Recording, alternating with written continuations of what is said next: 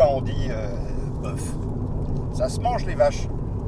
Hein, la limousine, la charolaise, même la blonde d'Aquitaine, c'est bien des vaches, ça, et ça se mange. Alors pourquoi on dit du bœuf? Quand on va chez le boucher, on dit pas monsieur le boucher, donnez-moi une côte de vache. Pourquoi on dit pas ça? J'en sais rien. Ah oui. T'as pas ChatGPT sur ton téléphone? Non. Ah. Et Google, tu l'as? Ah, regarde, tu écris pourquoi dit-on bœuf et pas vache?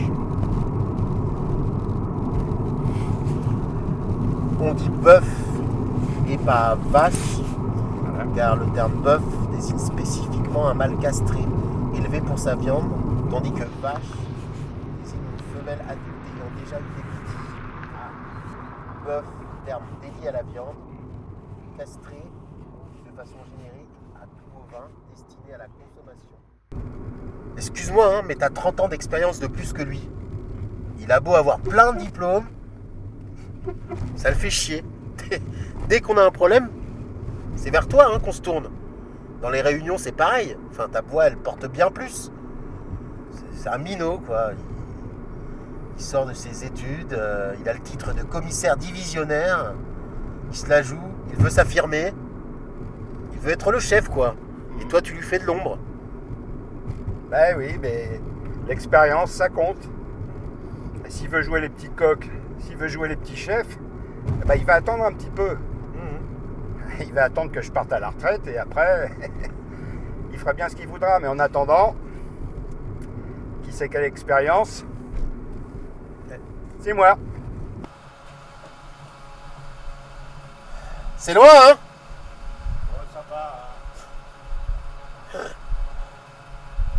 va. En attendant, il t'envoie au fin fond de la Cambrousse sur des affaires de merde. Normalement, c'est la gendarmerie qui s'occupe des histoires de vaches disparues. Et moi, là-dedans, je suis obligé de te suivre pendant que les autres adjoints sont sur des affaires de stupes, de crimes. Enfin, des trucs sérieux, quoi. Bah c'est sérieux. 19 vaches qui disparaissent d'un coup, en une seule nuit. Moi, je trouve que c'est sérieux. Ça aurait été une vache, encore, qui se perd dans la forêt, on n'a plus de ses nouvelles. Mais là, 19 vaches d'un coup. Moi, je trouve que c'est très sérieux. Mais c'est une histoire d'arnaque à l'assurance. Ou une vengeance entre paysans. Me dis pas que ça te passionne d'enquêter là-dessus, quoi. Sérieux. Regarde-moi ça, là. Qu'est-ce que tu veux faire là-dedans, là? C'est quoi la piste là-dedans? Il n'y a personne, pas de témoin, c'est mort, vide, mais regarde!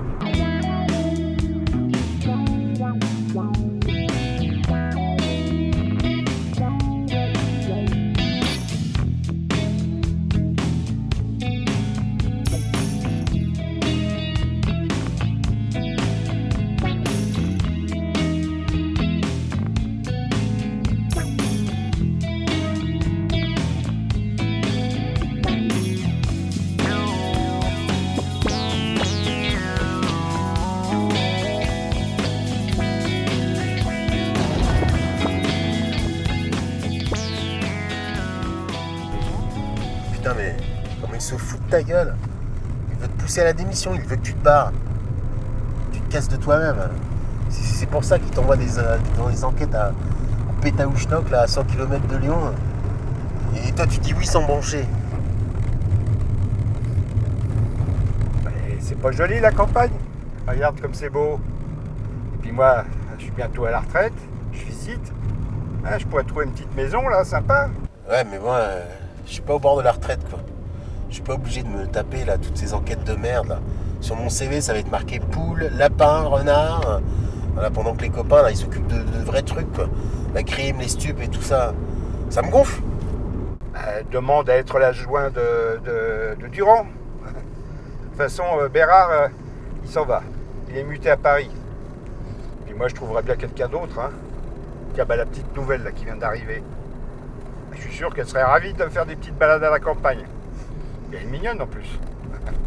Vieux pervers. Oh, ça va, écoute, à mon âge. Parce que tu la trouves pas bien, ma compagnie? Si. Je te signale que C'est moi qui ai insisté pour que tu sois mon adjoint. Ah bon?